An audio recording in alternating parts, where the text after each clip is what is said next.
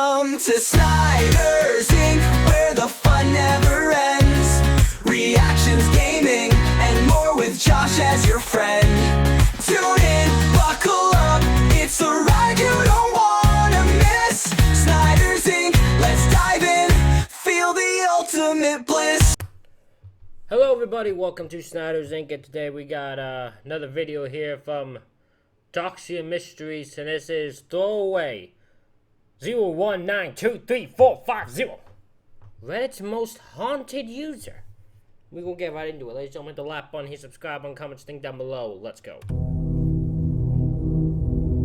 The following entry might be one of the most haunting posts ever created on the site. It's extremely long, detailed, and very dark.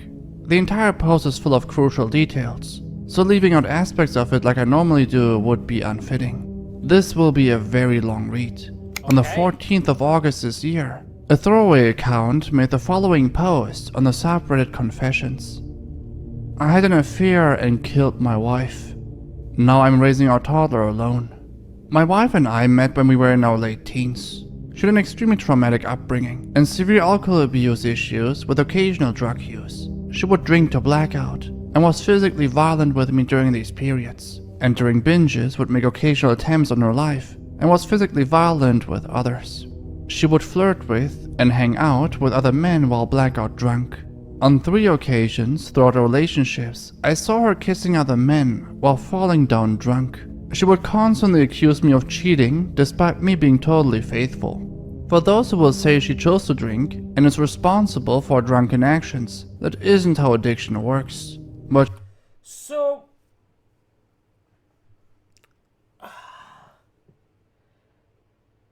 while he's correct, that is not how addiction works. There has to be a level of responsibility. So if someone's flat out drunk and is making out with others, I think a partner has a right to be angry with them. I don't think that negates it just because they have an addiction. I think, right, like, he's still unfaithful with it, and she was still unfaithful. what she did choose was not to seek help for herself and play an active role in her recovery. So ultimately she is responsible, but her behavior while drunk doesn't hurt as bad because I know it was driven by illness. What did hurt was that she didn't address the causes of this and continued to minimize, deny, and dismiss the significance of her past on her drinking, and her drinking on our lives. This was a source of conflict, but ultimately I chose to support her journey, love her, and support her as best as I could, and hope things improved over time, and as we aged and matured together, she would one day be ready to face her past and address the root causes of her drinking. As we aged, the frequency decreased, but it was still really bad. She had awful social anxiety, and we weren't able to socialize with my friend group because the result would be awkward or embarrassing due to excessive drinking. Bouts of threats on her life or attempts decreased significantly, but binge drinking continued, and occasional violence still happened. I smoked a lot of weed, but was functional and successful in my career. I don't drink and was not physically abusive. I was emotionally abusive. For example, I would yell at her the day after she did something, like run off into the night drunk and go into traffic, hit me or someone I love, and so on. It's worth noting that I grew up with an alcoholic father, and then Yelling at her, yelling at someone for hitting someone, I don't think is emotionally abusive. If that's what caused you emotional, maybe it's because it's the day after. Maybe that's the part that makes it abusive, I guess. I don't know how, I'm not there. But to me, yelling at someone for hitting someone else, I don't think is emotionally abusive. Then my mom was with a man from my high school years who was alcoholic and abusive, and that my father eventually overdosed and died when I was a young adult. My wife and I moved about 2,500 miles across the country with the goal of me starting a business and us getting away from people and places that were very triggering for her. It went pretty well. She went back to work in her profession to help cover bills while I started my company. Prior to having our child, she worked but did not drive. I would drive her to work, drive to meet her at lunch, drive to pick her up. I began earning so much money that we lost more by me driving her around than she would earn, and as a couple we were further ahead with her not working. She stopped working and said she drank because she was bored. If she was going to be at home, she wanted to be a mom. She swore she would stop drinking to have a child, and she did. We got pregnant and she stopped entirely. The pregnancy was awful, the birth was complicated and mid-COVID.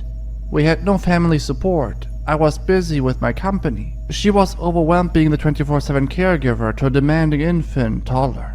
We stopped having sex due to her pregnancy difficulties and didn't resume due to birthing injuries. I stayed faithful and dealt with my sexual needs myself. Sidebar is that I'm a very sexual person and always struggled with our intimate relationship.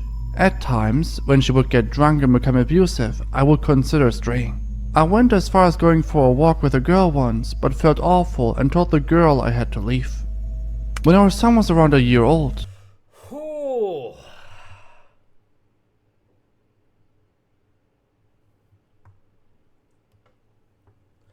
You both, this was not a good relationship from the beginning. You're with an alcoholic who won't get help.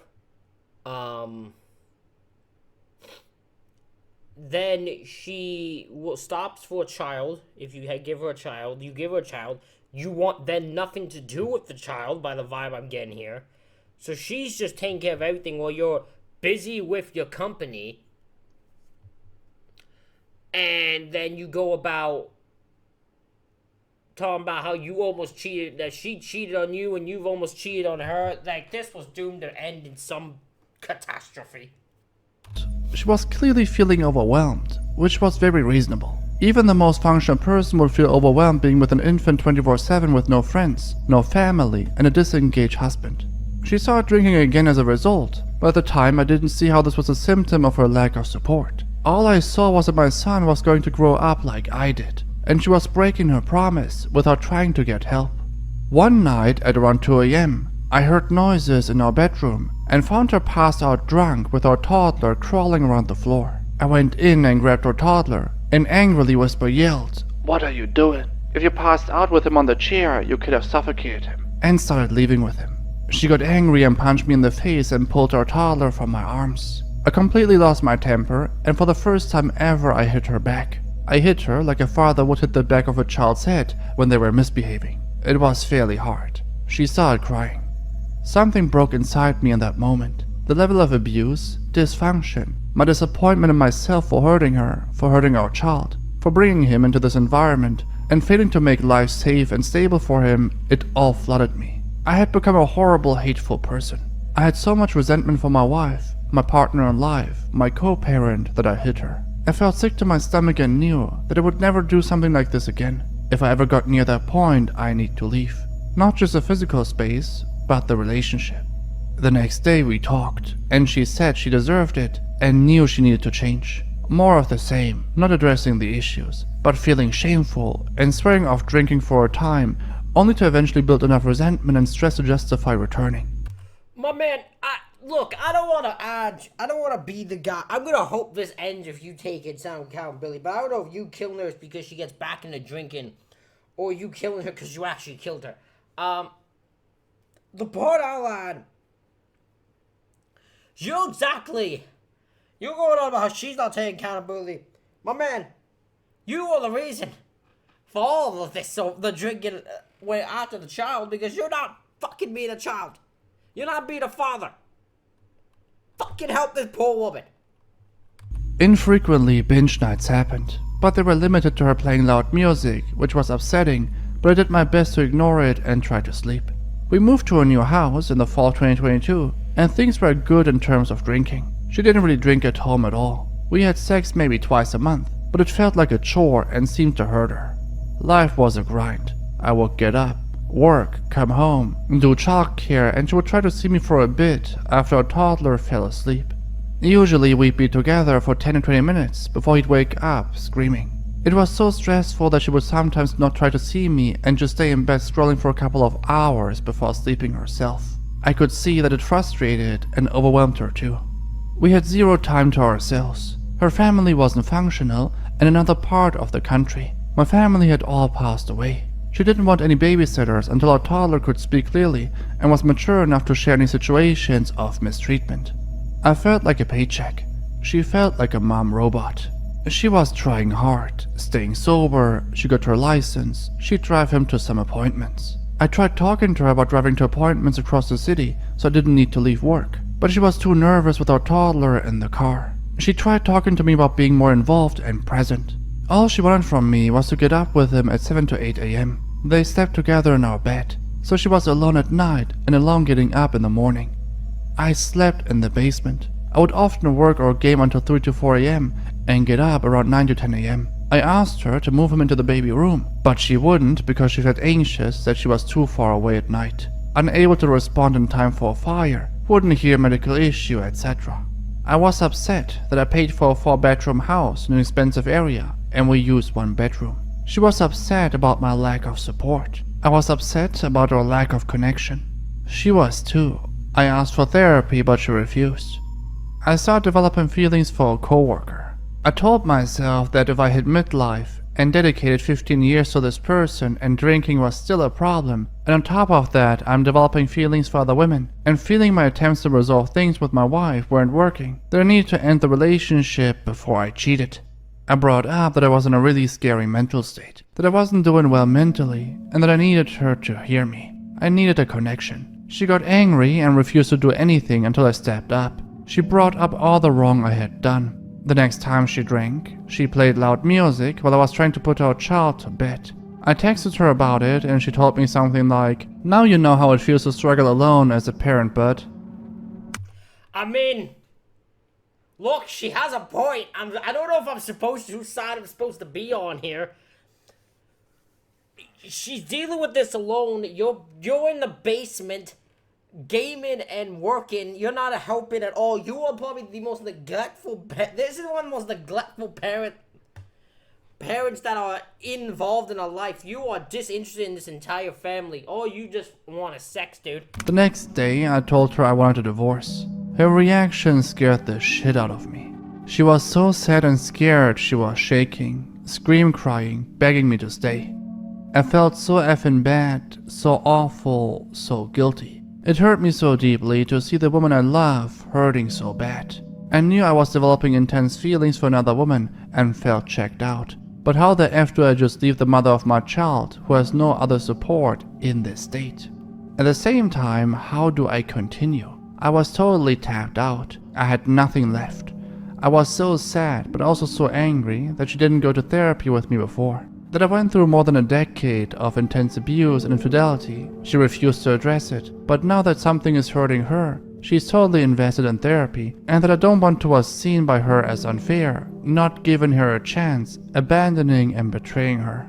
It was so hard. I told her I don't want to reconcile until I see her do the work to address the root causes of her drinking. No more caving and forgiving because of promises to be better. I need to see it first.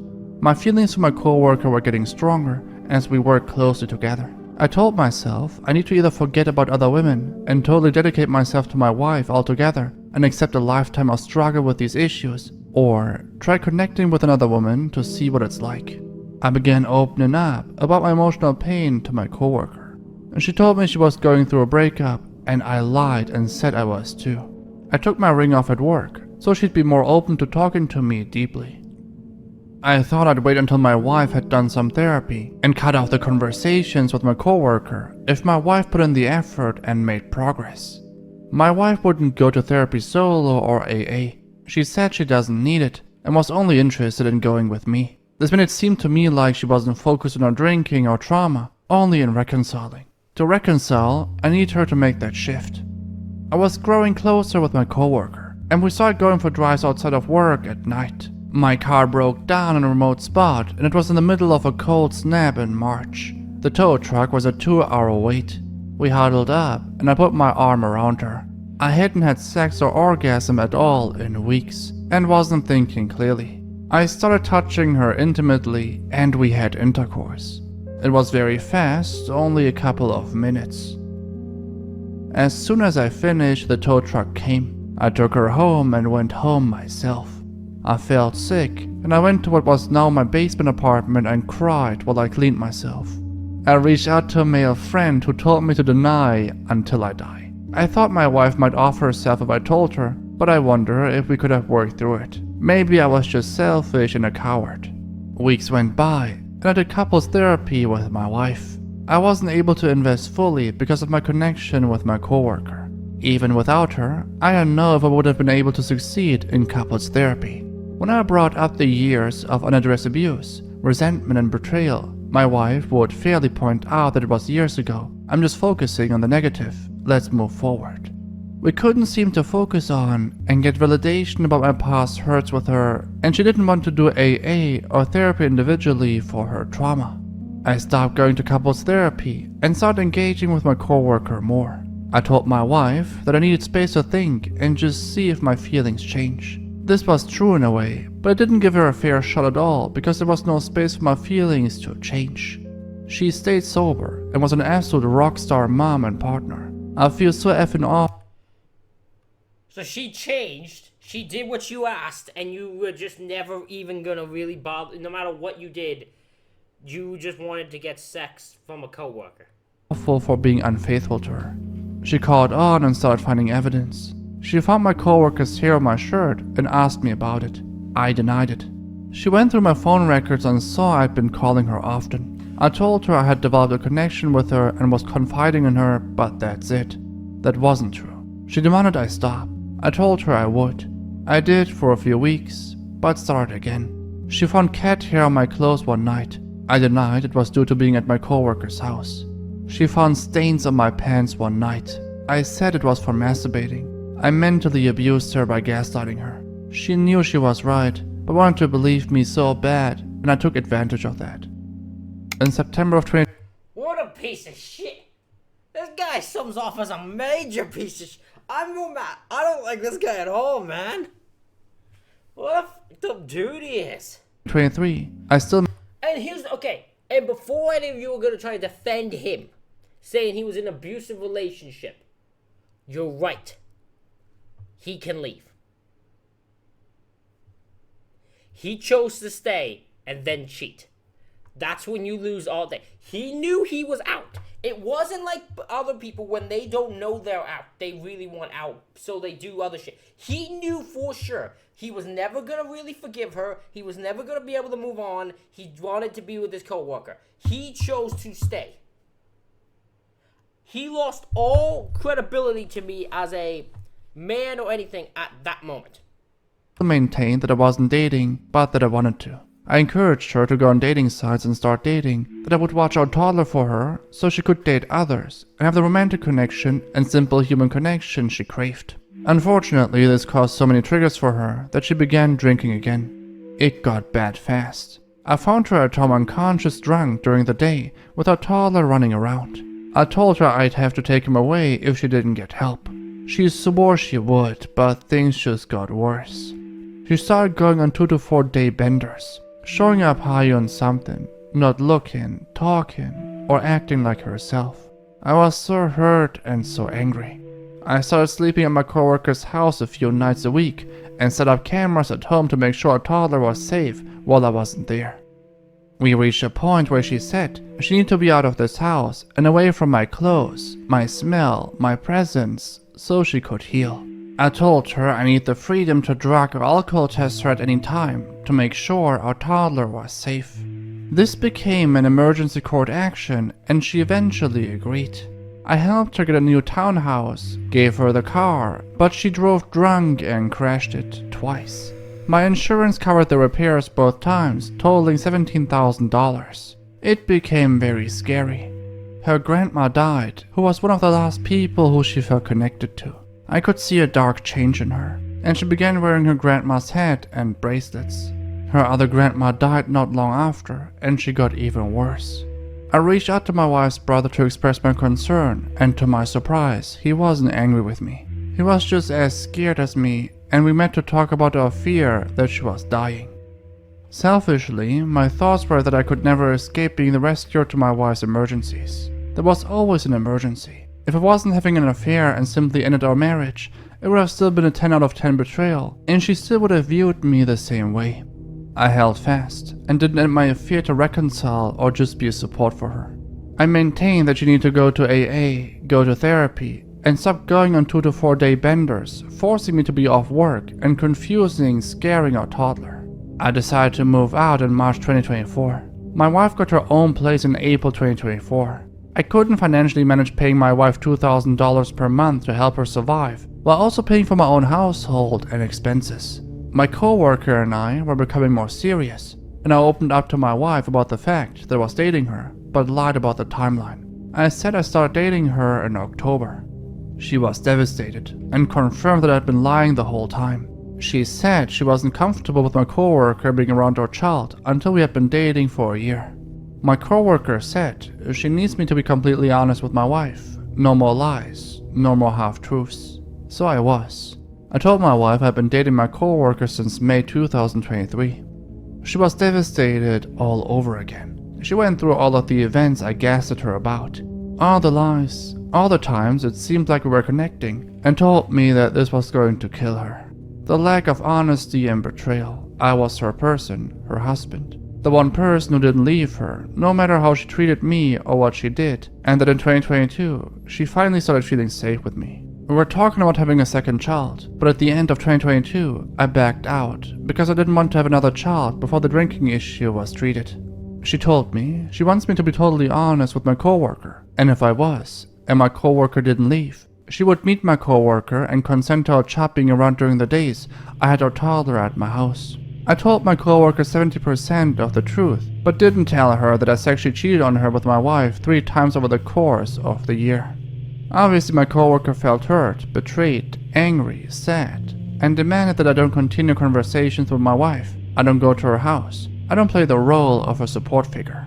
I should have said too bad, I know it's unfair, but this is my child's mother who's in crisis. And my primary job right now is to come clean about everything and try to help my wife get sober and healthy.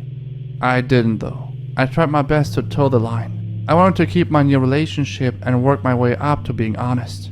I was in therapy. I FaceTimed my wife daily either to do bedtime stories with our toddler when he was at her place or vice versa. I took her food to show affection through her grieving process with her grandmother's death and our divorce. In mid-May of this year, I realized I couldn't do this. I would rather be with my wife, drinking or not, and do my best to help her. Seeing her in this much pain, and knowing how much I contributed and how awful I was, I knew I had to stop what I was doing. I called my mom, she lives far away, in case anyone wonders why she wasn't a family support for our child, to tell her the truth about everything. My mom was very disappointed in me, but supported me in returning to my wife. I decided to sleep on it. If I still felt so strongly and so certainly the next day, I would tell my coworker that I'm sorry, but I must prioritize my family. In the morning, I got a call that she had offed herself the night before. She left a note saying that she could not handle the PTSD and nightmares from me gaslighting her. She was clear in the note that this was my fault, that I betrayed and abandoned her and left her alone during the worst time of her life. She was clear, explicitly, that I killed her. The coroners and detectives warned me to not read the note, but I had to know. I came clean to my coworker about everything, including my intent to leave. Now I have lost my wife, the mother of my child, my person. I see clearly now how despite her flaws and faults, and although her drinking wasn't my fault, the stress I caused her that often triggered her to drink was my fault.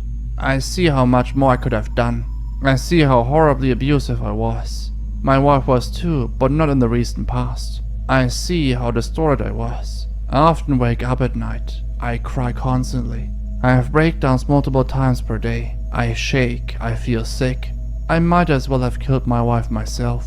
My child is going to grow up with no family except for me. When they're 18 and ask me the truth about their mom, I'll tell them, and they'll hate me. I don't need any of you to tell me how awful I am. I already know. I want to die. I now struggle day to day trying to stay alive to look after my child. I hate myself. I hate what I have done. I hate that I will never have a chance to explain to her. I hate that I slept on it. I was less than 12 hours away from making my decision while she was alive, and I'm certain it would have prevented her death.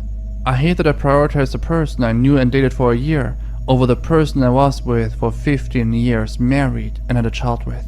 Yeah, she abused me, who effing cares? She would have always been there. If I had put in more effort, she would have been okay. All she needed was some support.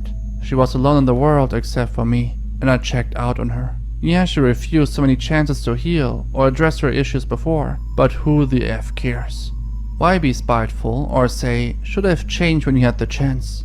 All that matters is that she was ready, that it wasn't on my timeline and didn't warrant my spiteful withdrawal. I ruined my life, I killed my wife, I lost my girlfriend, I destroyed my family, I destroyed my wife's family. I devastated my mom, who lost a daughter and now has a shell of a son. I upped up my life insurance to $3 million. I hope I die. My child will be set for life and won't have to deal with having a monster for a father. So many people tried to warn me. My coworker asked me many times if I was certain I was done with my wife. She said if I wanted to try again with her I could, and she would wait for me. My best friend warned me. My wife begged me to give her one more chance. I'm so sorry for what I've done. I don't deserve to live. Holy shit. That is...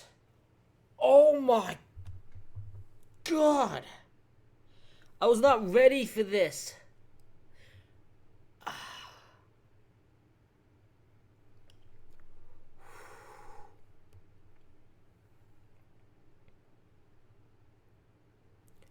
Oh man. Okay, so this guy takes responsibility at the end. He knows it's his fault. I mean, fairness, his wife wrote him a letter before she took her life that just was like, yeah, it's your fault, but he admits it. That's heartbreaking. Well, extremely lengthy post, but I think due to it being this lengthy and detailed, the sheer terror and emotional turmoil is being delivered quite well. Yes. Despite what you think of OP and their actions, it's clear that this is a situation that no one wants to be in.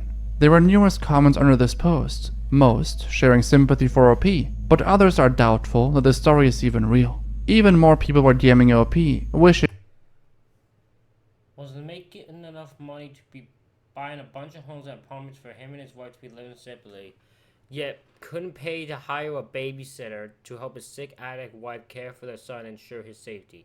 Was making so much money, but couldn't pay to send her to rehab. Instead, he bought her a townhouse and a car and allowed her to crash it twice. This is the... No, here's the thing. This probably is real. If it ain't, it ain't. But this probably is true. The only reason I believe it's true, because this is the level of dipshittery I believe a guy would do. I believe there are guys today that it just wouldn't click to them how the wrongness here. I believe that completely. wishing him death, insulting his dead wife and calling his story fake. While the write-up initially had some inconsistencies here and there, it overall seems real, and OP has addressed it in a follow-up, reading, Edit. For those who wrote that this is fake, I think it would be good to reflect on why you think it's important to post comments like this. What is gained? The best case scenario is you're correct, and someone is hurting so much in their personal life that they make up fake stories to get some type of connection. Someone without comfort in their life is a human being in need of help. I checked a couple of profiles of people who wrote these negative comments about fake posts, and generally the comment histories are intense, negative and angry. If this is you, I hope you find whatever is missing from your life that is hurting you so much. For those who wrote hateful messages about my wife, I think only someone who has been hurt by others who have addictions can lack empathy and feel so justified in condemning another human being. I hope you're able to heal from your anger and find peace in your life. Addiction is horrible, but is only a symptom of the pain that person has been through. Some people have enough support to heal and overcome this, but not everyone does. It is helpful, I think, not to judge people who are struggling in this way. For those who message me wishing death upon me, I think only someone who has been hurt by another person in their life, who has done something like I have done, could be so angry that they'd wish death upon me. I'm sorry. Okay, for those who are kind of clever about some points that seemed unusual. My mom was very far away, so it was untrue to say all my family has passed away. For someone like me who grew up with grandparents, aunts, uncles, mom, and dad, feels like I've lost everyone. I understand some of you believe you've caught some major mistakes and they prove concisely this is a fake story, and you're entitled to that belief, but it does not justify you said in messages of hate. Regarding the term coworker versus employee, I have never viewed those who work with me as less than. I go out of my way not to call myself boss or them employees or subordinates. Totally outside the point of my post. I also go out of my way to avoid creating a dynamic of work that I'm clearly superior to anyone else. Like the above, if you believe there is proof my story is fake, that's okay, but again, please don't act hatefully, you can just move on from the post. Sorry you've experienced so much pain in your life, and I hope you find healing. For those who ask kindly for clarification about certain points that seem unusual, my mom lives very far away, so it was untrue to say that all my family has passed away. For someone like me who grew up with grandparents, aunts and uncles, I didn't know he was gonna read this part, I wouldn't have read it, but he was talking about something that wasn't even on the screen. Mom and dad, it feels like I've lost everyone. I understand that some of you believe you've caught some major mistake, and this proves conclusively this is a fake story, and you're entitled to that belief. It doesn't justify you sending messages of hate. Regarding the term co-worker versus employee, I've never viewed those who work for me as less than. I go out of my way to not call myself boss or them employees or subordinates. Oh, I was just thinking this myself. So he was a boss, fucking employee of his. He ran a company. He was a boss who was fucking an employee of his. Oh, that doesn't even seem less with me now. Totally outside the point of my post. I also go out of my way to avoid creating a dynamic at work where I'm clearly superior to anyone else. Like the above, if you believe this is proof that my story is fake, that's okay. But again, please don't act hatefully. You can just move on from the post. I mean, it's up to you if you want to believe him or not, but this is one of the most haunting posts I've read so far on the site. That concludes today's episode. Ladies and gentlemen, that is it for this reaction video. Let me know what you think in the comments, hit the like button, hit subscribe button. Thank you all for watching. I'll see you all for the next one.